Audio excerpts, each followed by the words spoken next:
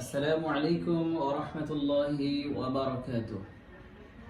আমি ডাক্তার হাফেজ মাওলানা মোহাম্মদ ওসমান গনি, MA আল কোরআন, EB Kushtia, DHMS Dhaka. আমি আপনাদের মাঝে আজকে কোরআনুল কারিমের ছোট্ট একটি আয়াতের অর্থ এবং সংক্ষিপ্ত তাফসীর পেশ করছি, যা শুনলে মানুষের জন্য অনেক কল্যাণকর হবে বলে আশা করছি। أعوذ بالله من الشيطان الرجيم. بسم الله الرحمن الرحيم. كيف تكفرون بالله وكنتم أمواتا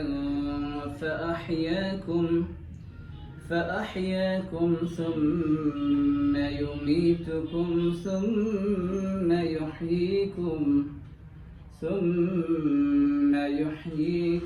ثم إليه ترجعون. صدق الله العظيم.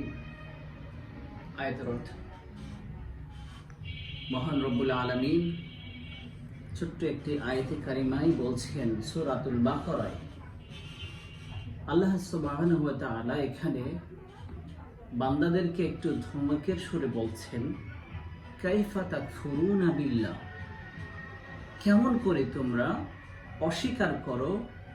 কাইফা তাকফুরুনা বিল্লাহ, আমাকে কেমন করে অস্বীকার করো, অথচ সুম্মা ইউমীতুকুম, তোমরা তো মৃত ছিলে। আল্লাহ এখানে বলছে সুম্মা ইউমীতুকুম, তোমরা মৃত ছিলে, সুম্মা ইউহয়ীকুম, অথবা তোমাকে হায়াত দিয়েছি, প্রাণ দিয়েছি, সুম্মা ইউহয়ীকুম সুম্মা ইলাইহি তুরজাউন, আবার আমার কাছে তোমাদেরকে ফিরে আসতে হবে। আল্লাহ সুবহানাহু ওয়া তাআলা এই আয়াতে কারিমার মধ্যে বলছেন, কাইফা তাকফুরুনা বিল্লাহ, কিভাবে আমাকে তোমরা অস্বীকার করো, অথচ তোমরা মৃত ছিলে। আমি তোমাদেরকে প্রাণ দিয়েছি, জীবন দিয়েছি, হায়াত দিয়েছি, শুধু তাই নয়, তারপর আবার তোমাদেরকে মৃত্যু দেব, আবার মৃত্যু দেব তোমাদেরকে। মৃত্যুর পর পরিশেষে আমার কাছেই তোমাদেরকে ফিরে আসতে হবে। এজন্য আল্লাহ সুবহানাহু ওয়া তাআলা এই যে আয়াতে কারিমায় আমাদেরকে সাবধানবাণী দিয়েছেন যে আমরা মৃত ছিলাম, আল্লাহ তাআলা আমাদেরকে হায়াত দিয়েছেন, প্রাণ দিয়েছেন। অতএব আমাদের উচিত সেই রবের ইবাদত করা। কারণ কোরআনুল কারিমের মধ্যে আল্লাহ তাআলা অন্য জায়গায় ইরশাদ করছেন, ইন্নাস সালাতা তানহা আনিল ফাহশাই ওয়াল মুনকার, একমাত্র নামাজই হচ্ছে মানুষকে অশ্লীল, বেহায়াপনা, খারাপ কাজ থেকে ফিরিয়ে রাখে। অন্য জায়গায় আল্লাহ তাআলা বলছেন, কুল ইন্না সালাতি ওয়া নুসুকি ওয়া মাহইয়ায়া ওয়া মামাতি লিল্লাহি রাব্বিল আলামিন।